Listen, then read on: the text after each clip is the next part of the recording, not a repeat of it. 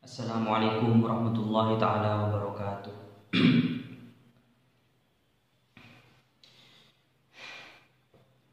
Bismillahirrahmanirrahim. Alhamdulillahirabbil alamin. Wassalatu wassalamu ala asyrafil anbiya wal mursalin sayyidina Muhammad wa ala alihi wa sahbihi ajma'in. Amma ba'du. Fa inna asdaqal hadithi kitabullahi wa khairal hadi hadi Muhammadin sallallahu alaihi wasallam. وشر الأمور محدثاتها وكل محدثة بدعة وكل بدعة ضلالة وكل ضلالة في النار. Segala puji kita haturkan kepada Allah Subhanahu wa taala. Shalawat beserta salam kita hadiahkan kepada junjungan kita Nabi Muhammad sallallahu alaihi wasallam. Allahumma shalli ala sayyidina Muhammad. Para santri Al-Ikhlas, putra dan putri dimanapun berada, hafidhakumullahu jami'an. Semoga kita senantiasa dijaga oleh Allah Subhanahu wa ta'ala. Pada kesempatan kali ini tak lupa pula saya pribadi mengucapkan minal a'idin wal faizin, mohon maaf lahir dan batin bila terdapat kekeliruan, kesalahan baik yang sengaja ataupun yang tidak sengaja. Kita bersyukur kepada Allah. Asyukru yang pertama, asyukru bil lisan, bersyukur dengan lisan dengan mengucapkan alhamdulillahirabbil alamin. Yang kedua, kita bersyukur bil arkan, dengan perbuatan, dengan meningkatkan ibadah dan kualitas ibadah kita. Yang nomor tiga, kita bersyukur bil janan, dengan hati keyakinan kita meyakini bahwa semua yang baik, yang buruk, enak, tidak enak itu datangnya dari Allah Subhanahu wa ta'ala. Singkat saja, pada kesempatan kali ini insya Allah kita akan melanjutkan kajian kita memahami kitab Nurul Yakin yang dikarang oleh Syekh Hudhari. Kitab Nurul Yakin ini beliau karang difokuskan kajiannya untuk membahas mendalami sejarah kehidupan baginda Nabi Muhammad SAW, sosok yang sangat mulia. Tidak ada duanya beliau. Ada yang menjuluki basar tapi lakal basar, manusia tapi akhlak dan semacamnya seakan-akan tidak seperti manusia. Itu dari saking mulianya baginda Nabi Muhammad SAW. Dalam kitab ini juga dijelaskan sejarah lahirnya agama Islam. Berikut pula segenap rangkaian syariat-syariat yang terkandung dalam agama Islam itu sendiri. Karena agama Islam berikut segenap ajarannya tidak bisa dipisahkan dengan sosok yang sangat mulia barusan, yaitu Rasulullah SAW. Karena beliau adalah satu-satunya manusia pilihan Allah yang diangkat menjadi nabi dan rasulnya Allah untuk membawa dan menyebarkan agama Islam ini beserta beragam ajarannya. Singkatnya, kepada para santri di sana yang sempat menyimak video ini, silakan dibuka kitabnya, Kitab Nurul Yakin, halaman 108 pada pembahasan Shaum Ramadan, puasa Ramadan. Ini adalah pembahasan lanjutan dari pembahasan kita sebelum-sebelumnya. Namun sebelum kita memulai, alangkah lebih baiknya kita awali pembahasan kita, kajian kita, dengan mengirimkan bacaan surah Al-Fatihah kepada musannif pengarang kitab Nurul Yakin ini yang bernama Syekh Hudhari, dengan harapan kita mendapatkan barakah manfaat dari ilmu beliau. Ala hadhihi niyyah wa ala kulli niyatin shalihah. Al-Fatihah. A'udzu billahi minasyaitonir rajim. Bismillahirrahmanirrahim. Alhamdulillahi rabbil alamin arrahmanir rahim maliki yaumiddin. Iyyaka na'budu wa iyyaka nasta'in. Ihdinas siratal mustaqim siratal ladzina an'amta 'alaihim ghairil maghdubi 'alaihim waladdallin.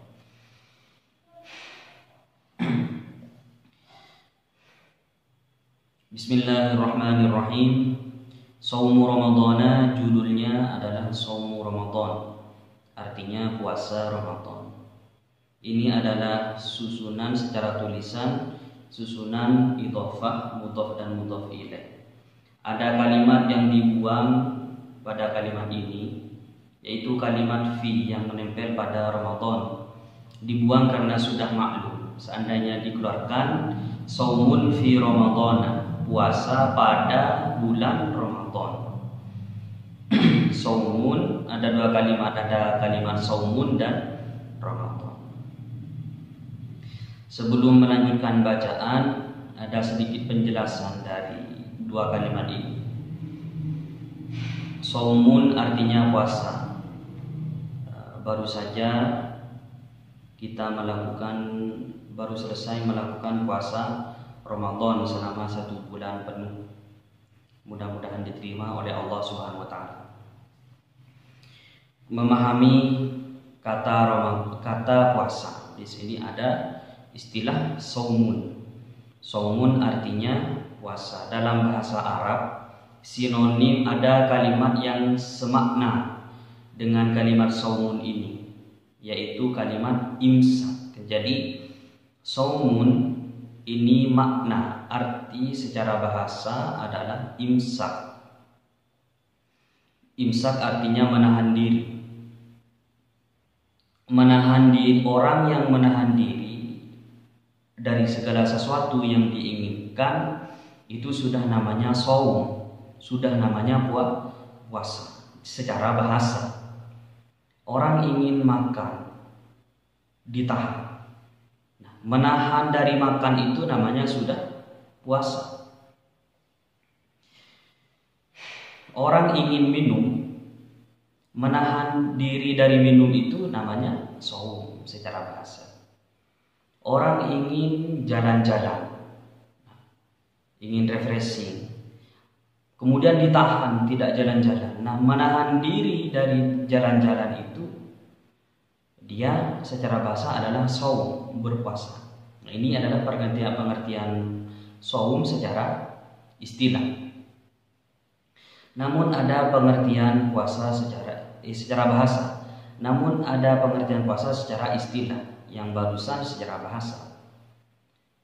Biasa ulama mendefinisikan puasa itu adalah imsakun an kulli muftirin jami'an harin biniyatin maksusotin.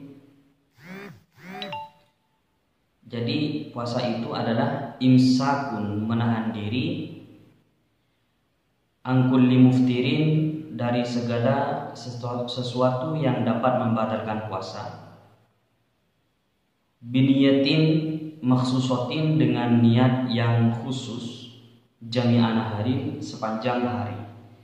Jadi puasa adalah orang menahan diri dari segala sesuatu yang membatalkan puasa, biniyatin maksusotin, dengan niat yang khusus. Niatnya khusus, yang dilakukan, niat ini harus dilakukan di dalam hati. Niat puasa ada cara khusus, niatnya dilakukan dalam hati. Namanya niat, tempatnya niat harus dalam hati, bukan di lisan. Melafazkan niat dalam lisan statusnya hanya sunnah, namun yang wajib adalah dalam hati. Puasa Ramadan niatnya harus dilakukan pada malam hari. Berniat dalam hati dilakukan pada malam hari. Biniyatin maksusotin, dengan niat yang khusus, seperti nawaitu shauma ghadin an adai fardhi syahri Ramadana hadhihi sanati fardhan lillahi ta'ala. Puasa dilakukan jami'an harin, sepanjang hari. Jadi orang berpuasa dikatakan berpuasa jika dia itu imsak, menahan diri dari segala sesuatu yang membatalkan puasa, yang diawali dengan niat pada waktu malam, harus tabyid, istilahnya tabyidun niyah, melakukan niat pada waktu malam, dan puasanya imsaknya harus jami'an hari, sepanjang hari. Kemudian hitungan hari itu seperti apa standarnya? Hitungannya adalah mulai semenjak terbit fajar,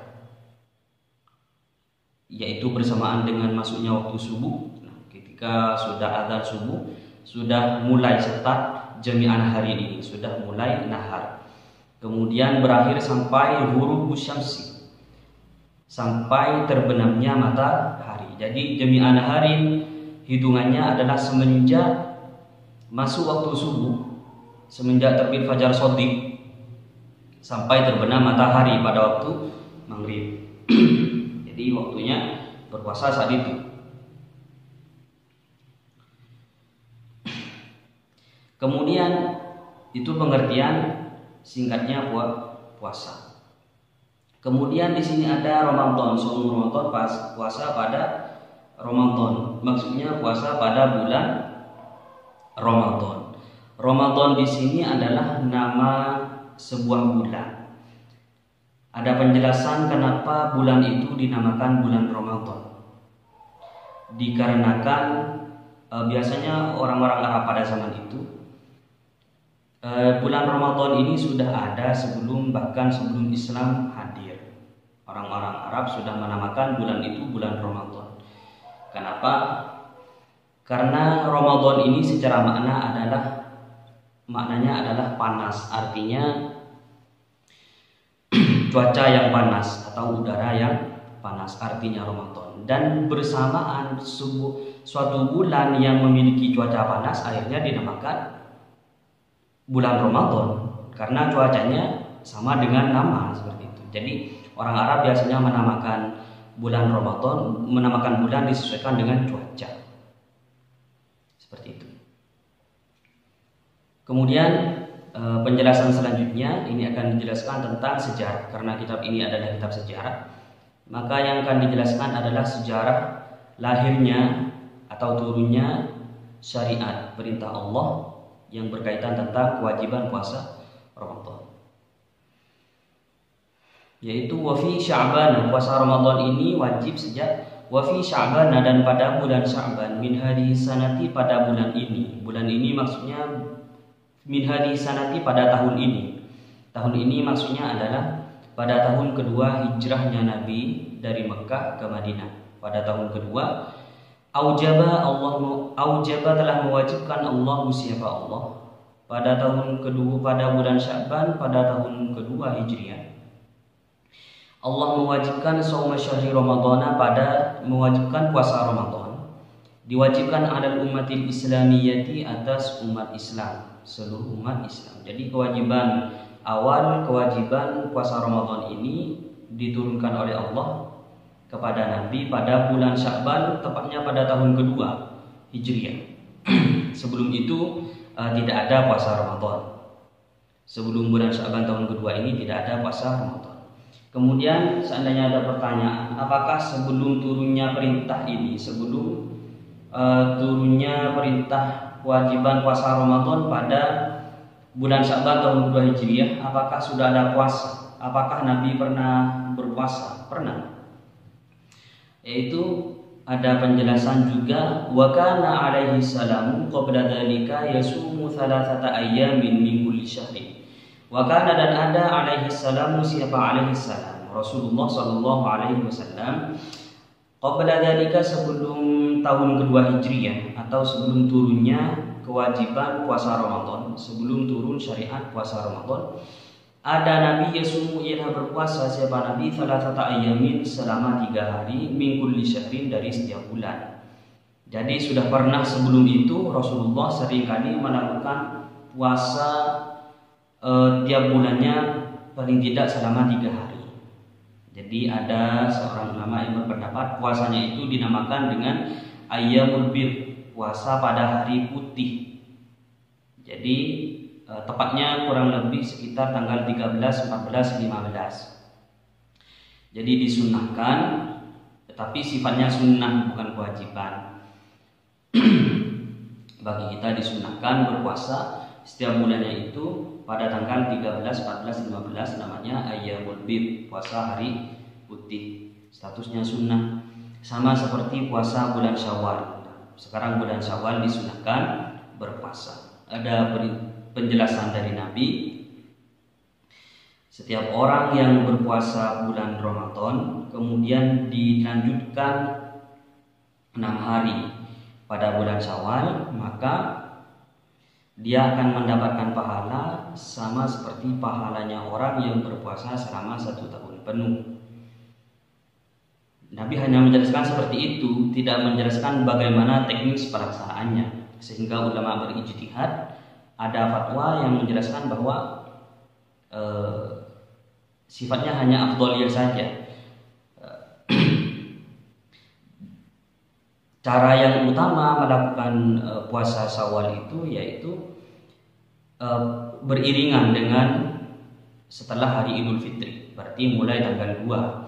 Dan juga di afdhaliyahnya adalah, keutamanya adalah dilakukan secara berurutan, tidak putus-putus.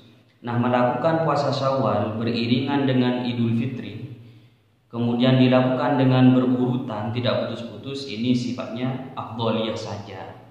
Seandainya tidak begitu, tidak apa-apa, tetap hukumnya sah. Atau seandainya tidak pas 6 hari, juga tidak apa-apa, karena batasnya hukumnya hanya sunnah. Kalau melakukan dapat pahala, tidak melakukan ya rugi. Itu definisi sunnah sebenarnya. Kalau di kitab-kitab seperti Mabadi'ul Fiqih mendefinisikan sunnah, ya tidak salah ulama mendefinisikan, sudah terlanjur mendefinisikan sunnah adalah sunnah kalau melakukan dapat pahala, kalau tidak melakukan ya tidak berdosa. Ya, definisi ini tidak salah, benar, tetapi paling tidak definisinya dirubah. Sunnah adalah kalau melakukan dapat pahala, ya kalau tidak dilakukan ya rugi, seperti itu.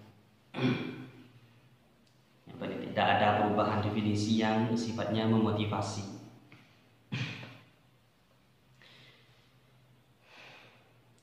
Kalau dari Al-Quran, dalil yang menunjukkan wajib puasa ini seperti dalam surah Al-Baqarah, kalau tidak salah ayat 183. Silakan dicek sendiri nanti. Yang berbunyi Bismillahirrahmanirrahim, ya ayyuhalladzina amanu kutiba alaikumus shiyamu kama kutiba alal ladzina min qablikum la'allakum tattaqun. Ayat tersebut, Shadaqallahul Adzim, ayat tersebut adalah menjadi salah satu dalil kewajiban puasa Ramadan. Tujuannya adalah diwajibkan puasa agar manusia umat Islam khususnya ketakwaannya semakin meningkat kepada Allah Subhanahu wa taala. Keimanan, ketakwaan itu naik turun seperti itu. Dengan melakukan ibadah puasa diharapkan ketakwaan dan keimanan manusia khususnya umat Islam semakin bertambah kepada Allah Subhanahu wa taala. Sedikit berbicara tentang keimanan, ada penjelasan al-imanu yazidu wa yanqus. Keimanan itu kadang bertambah, yazidu kadang bertambah, wa yanqus dan kadang berkurang.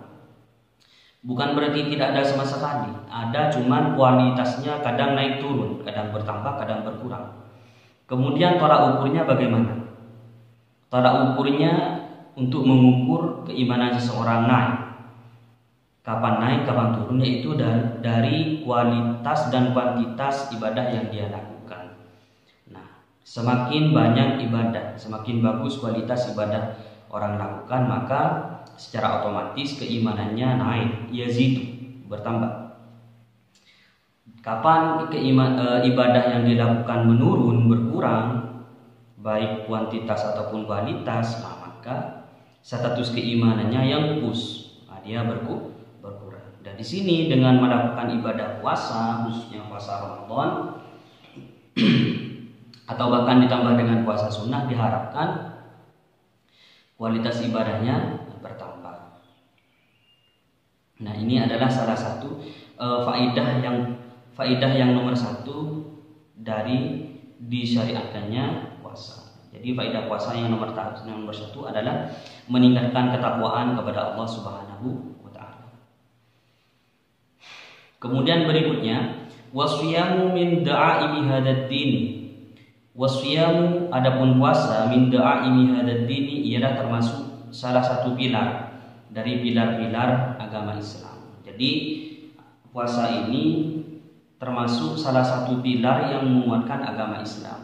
Fungsinya pilar adalah menguatkan. Kalau ada pilar, kalau ada tiang, atap semakin kuat.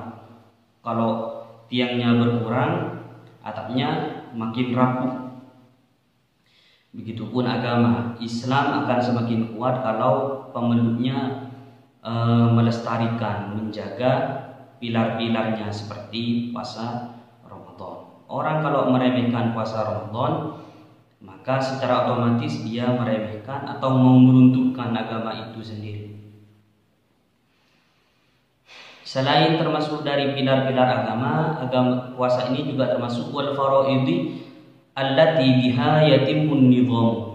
Wal faraidi, dan termasuk fardu-fardu allati fardu biha, yang dengan allati yatimu menjadi sempurna an-nizamu sistem agama. Jadi puasa itu termasuk dari fardu-fardu yang menyempurnakan konsep agama Islam.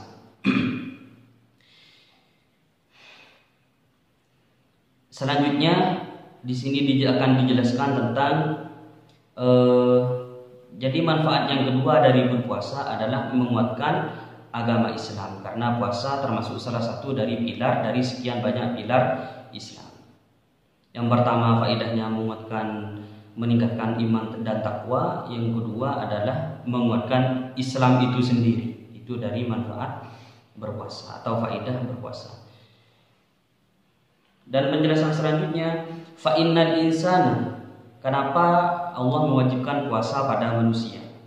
Di sini jadi dijelaskan fa innal insana, karena sesungguhnya manusia, majbulun ialah diciptakan, ala hubbi nafsihi, atas mencintai dirinya sendiri. Jadi manusia itu sesungguhnya diciptakan oleh Allah memiliki karakter mencintai dirinya sendiri.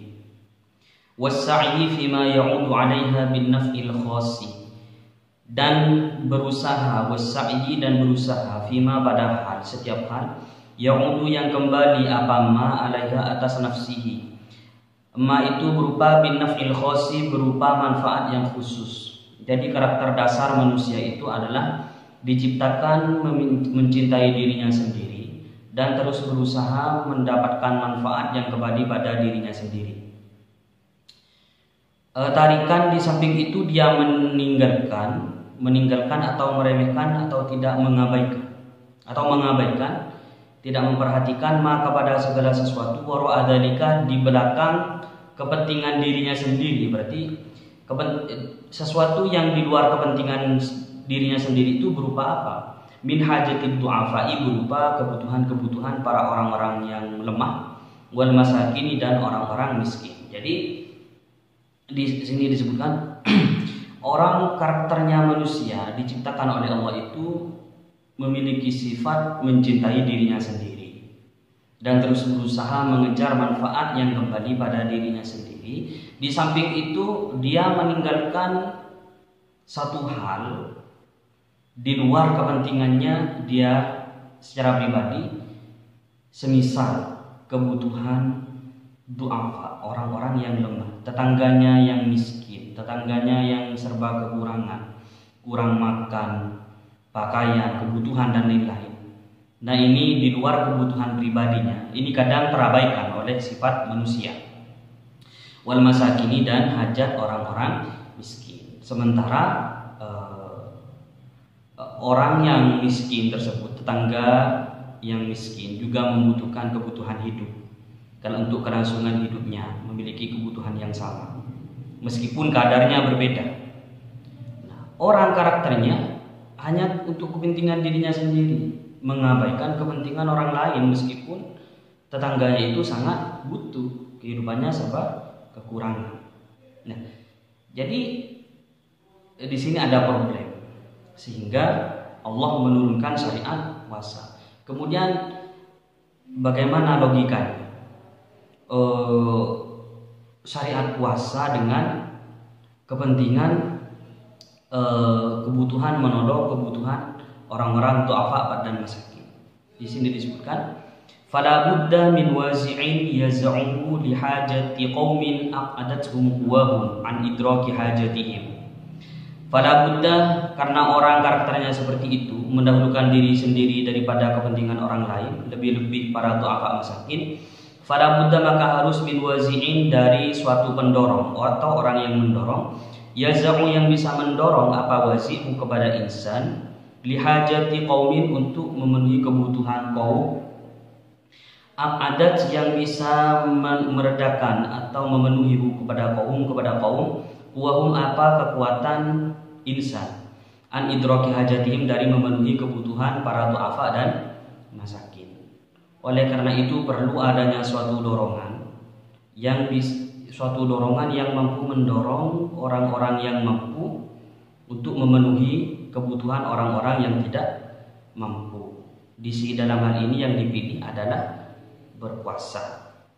Kenapa bisa seperti itu? Karena wala aqwa, dan tidak ada yang lebih kuat min dzauqi qawarisil ju'i, daripada merasakan perihnya lapar, wal ausi, dan haus. Karena bihima, dengan merasakan perihnya lapar dan haus, talinu, menjadi lunak nafsuhu apa jiwanya orang, wa insan, wa yatahadzabu, dan menjadi terdidik, khuluquhu apa akhlaknya orang. Fayasulu, maka menjadi mudah alaihi, atas insan atau atas nafsuhu, badlul shadaqati, apa memberikan sedekah. Di sini logikanya, katanya musannif,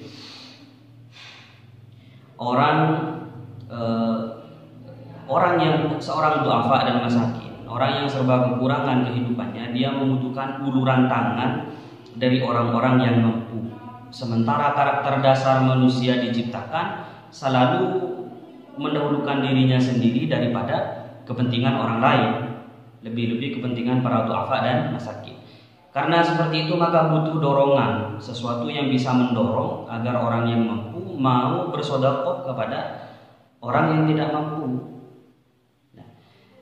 Salah satu pendorong yang sangat kuat, yang sangat berpotensi di sini katanya untuk mendorong orang kaya memberikan sedekah kepada du'afa dan masakin adalah dengan berpuasa. Nah, kira-kira gimana logikanya? Kenapa puasa yang dipilih oleh Allah menjadi motivasi atau motivator orang kaya bisa bersedekah kepada orang miskin? Seperti ini kurang lebih. Orang yang kalau berpuasa, maka secara otomatis dia merasakan lapar pada siang hari, merasakan haus, merasakan kekurangan, lemah lunglai. Saat dia merasakan lapar karena berpuasa, haus karena berpuasa, menahan diri dari segala sesuatu keinginan, secara otomatis dia akan merasakan sesuatu atau kelaparan, kehausan yang dialami oleh keluarganya atau tetangganya yang miskin.